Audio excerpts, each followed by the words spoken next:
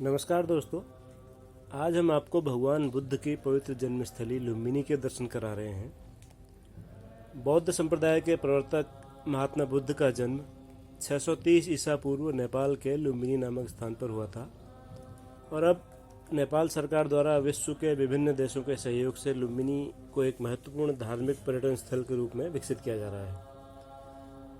इतना ही नहीं, यूनेस्को द्वारा भी लुम्बिनी को वर्ल्ड हेरिटेज साइट यानी कि विश्व विरासत स्थल का दर्जा दे दिया गया है। लुम्बिनी जाने के लिए उत्तर प्रदेश का प्रमुख शहर गोरखपुर एक प्रमुख केंद्र है और लुम्बिनी का निकटस्थ रेलवे स्टेशन भी गोरखपुर ही है।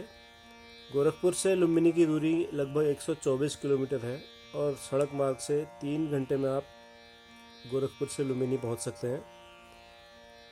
एक और महत्वपूर्ण बात आपको जानना जरूरी है कि भारत के नागरिकों को नेपाल जाने के लिए पासपोर्ट और वीज़ा की आवश्यकता नहीं है। आप किसी भी साधारण पहचान पत्र जैसे आधार कार्ड, मतदाता पहचान पत्र, वोटर आईडी और ड्राइविंग लाइसेंस के साथ नेपाल जा सकते हैं।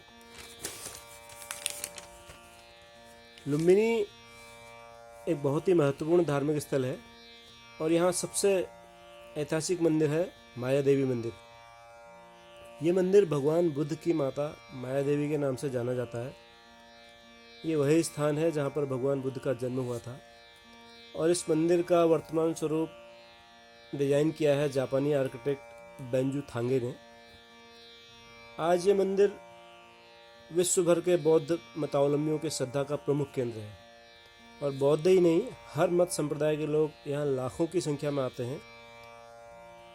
भारत के सर्वकालिक महान शासकों में गिने जाने वाले सम्राट अशोक ने भी अपने राज्य के 25 वर्ष पूरे होने के अवसर पर लुम्बिनी की यात्रा की थी और सम्राट अशोक द्वारा अपनी यात्रा की स्मृति में एक अशोक स्तंभ का निर्माण यहाँ पर किया गया था।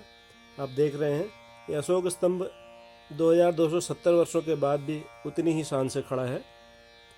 माया देवी के मंदिर के पास ही एक बहुत विशाल पीपल का पेड़ भी है जिसे बोधि वृक्ष भी कहा जाता है और ऐसी मान्यता है कि भगवान बुद्ध के जन्म से पहले माया देवी ने इसी पेड़ की छाया में विश्राम किया था और बोधि वृक्ष की छाया में बैठकर असीम शांति का अनुभव होता है।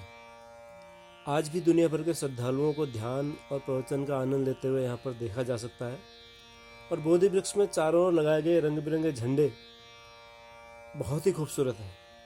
इन्हें देखकर ऐसा लगता है कि जैसे मानो रंगों का मेला लगा हुआ हो। चीनी यात्री फाहियान और वेनसांग जब भारत आए थे तो उन्होंने भी अपने यात्रा साहित्य में अपने संस्मरणों में माया देवी मंदिर और इस स्थान का बहुत विस्तार से वर्णन किया है। माया देवी मंदिर और बोधि वृक्ष के नीचे स्थित जल कुंड बहुत ही पवित्र माना जाता है और कहा जाता है कि भगवान बुद्ध के जन्म से पहले माता माया देवी ने इसी कुंड में स्नान किया था। इस तालाब को पुष्करणी भी कहा जाता है। पुष्करणी का अर्थ है पवित्र तालाब और आज भी इस तालाब की पवित्रता बौद्ध धर्म के अनुयायियों के लिए उतना ही महत्व रखती है जितना कि भगवान बुद्ध के जन्म के समय रखती थी। आप देख सकते हैं इस वीडियो में पुष्करणी तालाब, आप देख रहे हैं बोधि वृक्ष और माया देवी मंदिर के बीच में ये पवित्र सरोवर। जनसंख्या के आधार पर बौद्ध मत के अनुयायी विश्व में चौथे स्थान पर आते हैं। चीन, Japan, Mongolia, Laos, Cambodia, Thailand, Bhutan, Taiwan, Hong Kong, Myanmar, Macau और तिब्बत जैसे देशों की जनसंख्या का 90% से अधिक लोग बौद्ध धर्म को मानते हैं और इसके अलावा वियतनाम, श्रीलंका, उत्तरी कोरिया, सिंगापुर व दक्षिणी कोरिया आदि देशों में भी आधे से अधिक लोग बौद्ध धर्म के मतावलंबी हैं और जैसे जैसे विश्व में बौद्ध धर्म का प्रचार प्रसार होता गया वैसे वैसे लुम्बिनी भी धार्मिक पर्यटन स्थल के रूप में महत्वपूर्ण होता गया है।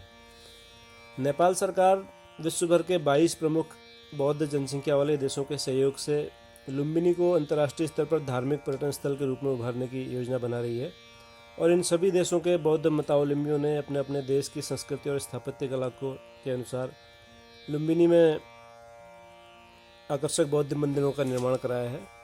आप देख रहे हैं इस वीडियो में बहुत खूबसूरत अलग अलग देशों की वास्तुकला के आधार पर जो मंदिर बने हैं।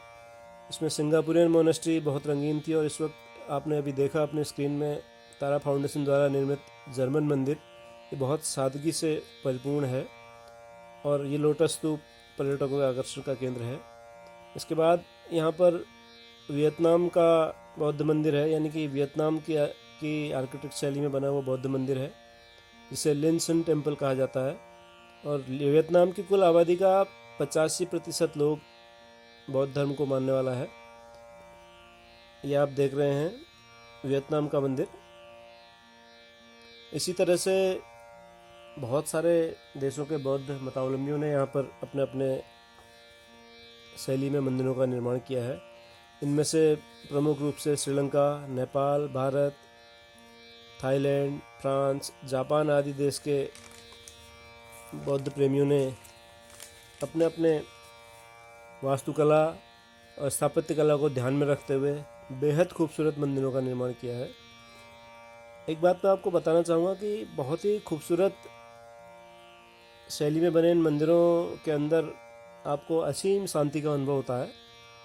इसलिए आप जब भी लुम्बिनी आने का कार्यक्रम बनाएं तो कम से कम 2 या 3 दिन तक अवश्य लुम्बिनी रुकें, तभी आप इसके वास्तविक स्वरूप को, इसकी आध्यात्मिकता को महसूस कर पाएंगे, जान पाएंगे।